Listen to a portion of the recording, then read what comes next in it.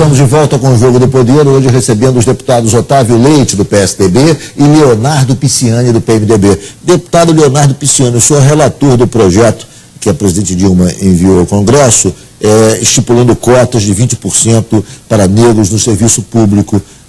Enfim, há quantas anda esse projeto e qual é a sua, enfim, em síntese, qual é o seu relatório? O projeto ele está em regime de urgência constitucional, é um dos que tranca a pauta da Câmara dos Deputados, já está trancando a pauta. Meu parecer é favorável, eu considero que esse projeto é um grande avanço. O Brasil foi o último país do mundo ocidental a abolir a escravatura, foi um dos maiores destinos de escravos do mundo, portanto o Brasil precisa, para se acertar no futuro, se reencontrar com o seu passado e fazer esse ajuste. Os Estados Unidos, por exemplo, fez as políticas de cotas no pós-guerra, em 1946. A política de cota, enquanto há muita desigualdade, eu acho que ela é fundamental. Depois de certo tempo, pode ser que você não precise, mas é preciso estimular. Concorda, deputado, com essa política de cotas?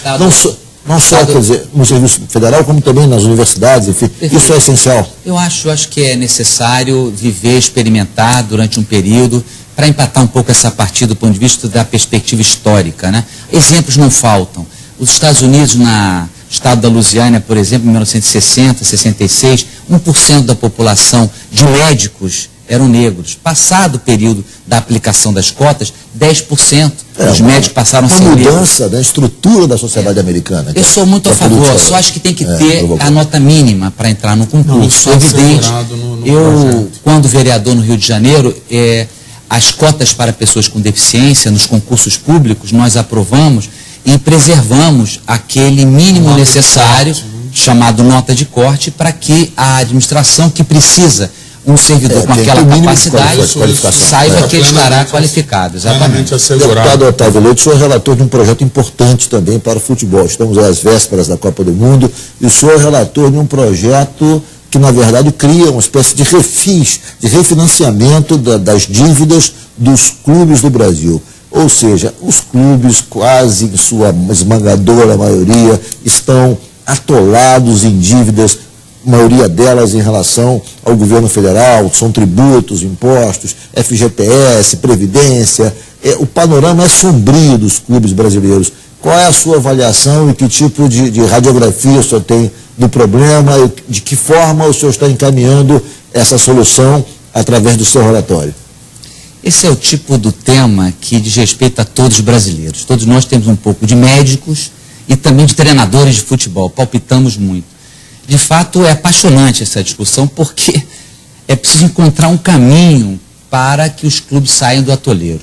Nós temos cerca de 620 clubes oficiais no Brasil que, de alguma forma, pagam salários e têm que recolher tributos, FGTS, INSS, Imposto de Renda e por aí vai. E durante muito tempo se deixou de praticar essa função que é básica, né, no Estado de Direito Democrático, todos têm que contribuir, e não se pagavam, não se recolhiam os tributos. Resultado, é praticamente quase que impagável em muitos casos. É preciso estudar isso. Só na esfera das ações ajuizadas pela Procuradoria da Fazenda Nacional, nós temos quase 2,5 bilhões que os clubes devem. Quando vão poder pagar isso? Então nós estamos estudando uma forma que não é conceder anistia, é dar elasticidade para que os clubes possam enfrentar isso e terem a chamada certidão de débito negativo, a CND, para que possam utilizar com isso a condição de obterem mais financiamentos, né?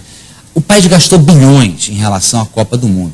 Mas o grande legado, é preciso lembrar, não há seleção brasileira se não houver os clubes. E os clubes precisam desse oxigênio, né, dentro de um cronograma transparente. A Timemania, que se prestaria a dar o suporte de ter mais verbas, não vindo do erário público, né, do governo, mas sim da sociedade, ela não funcionou como deveria. São 11 bilhões e 500 as loterias como um todo no Brasil. A Timemania faz apenas 2% disso. Não caiu no gosto popular. Nós estamos buscando reformular isso para ver se conseguimos mais recursos e com isso os clubes possam enfrentar melhor o desafio. Eu espero que em março a gente tenha um documento já, um relatório pronto sobre isso. Deputado Leonardo Pisciani, o Congresso analisa uma lei antiterrorismo. Essa lei está sendo encaminhada, está sendo formulada por conta do fato do Brasil sediar grandes eventos nos próximos anos. Teremos a Copa do Mundo esse ano, em 2016 as Olimpíadas. Todos os países do mundo têm uma lei antiterrorismo, e principalmente diante de uma situação como essa, em que infelizmente propicia situações que às vezes são exploradas por, enfim, grupos de prática terrorista. A lei, como foi encaminhada nesse momento, anteriormente, ela previa, ela suprimia e fazia uma distinção entre a atividade terrorista e uma manifestação de natureza social, tão comum no Brasil ultimamente. Me parece que essa supressão, essa distinção entre uma coisa e outra foi extraída do texto, ou seja, não há uma referência explícita do que seria uma manifestação de interesse social, de uma atividade, digamos, encarada ou definida, ou tipificada como atividade terrorista. Isso está amedrontando muito os movimentos sociais, porque eles podem, eventualmente, diante de uma manifestação, serem enquadrados como terroristas. Há uma celeuma enorme na sociedade brasileira por conta desse projeto. Como é que o senhor está vendo a questão? Eu acho, Ricardo, que o Brasil precisa ter uma lei antiterrorista. Não dá para sediar eventos e nem ser um país onde não se pune o terrorismo, essa prática que é odiosa no mundo inteiro. Apesar de nós, graças a Deus, não termos um histórico de ações terroristas no Brasil. Mas não por isso não vamos prever e punir se eventualmente houver um caso de terrorismo. Deus queira que não haja. Eu não li desta forma o projeto. Eu acho que há um exagero. Manifestação é uma coisa, terrorismo é outra. O que nós não podemos confundir, o que nós temos que ser rigorosos, é o seguinte: uma coisa também é manifestação, a outra é a prática do vandalismo e de crimes comuns que vem sendo praticado por uma minoria infiltrada dentro de manifestações que a gente viu recentemente a morte do cinegrafista e com denúncias graves de que esse movimento mais violento tem sido financiado por algumas estruturas políticas com finalidades políticas. Então, isso tem que ser punido. Isso é crime comum. Sim, isso não é terrorismo, então, quer dizer, na verdade, nem é manifestação. Não seria enquadramento como terrorismo, mas seria endurecimento da lei em relação a determinadas práticas ocorridas nas manifestações, para evitar que isso se propague indefinidamente. Eu diria eu diria o seguinte: nem precisa o secretário Beltrano encaminhou uma proposta. Eu acho que se puder fazer,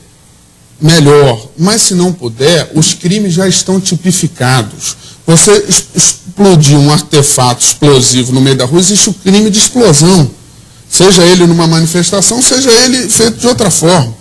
Você não pode sair na rua e quebrar uma agência de banco, é um crime de destruição, de depredação do patrimônio. Você não pode agredir os outros, é um crime. Você não pode matar ninguém, os crimes já existem, sejam feitos em não há um salvo-conduto para quem está se manifestando cometer esse tipo de crime. Quem está se manifestando vai lá, leva a sua faixa, dá o seu recado, faz a sua palavra de ordem, reivindica aquilo que considera justo, mas não é justificativa para a violência. Deputado, chegou o momento de endurecer um pouco a lei para evitar que situações como a morte do cinegrafista, nosso colega da Band, Santiago, quer dizer, que deixou o país chocado, quer dizer, com a gravidade do problema. Na verdade, essa morte, infelizmente, era uma morte que haveria de acontecer nessa escalada de violência promovida pelos black blocs.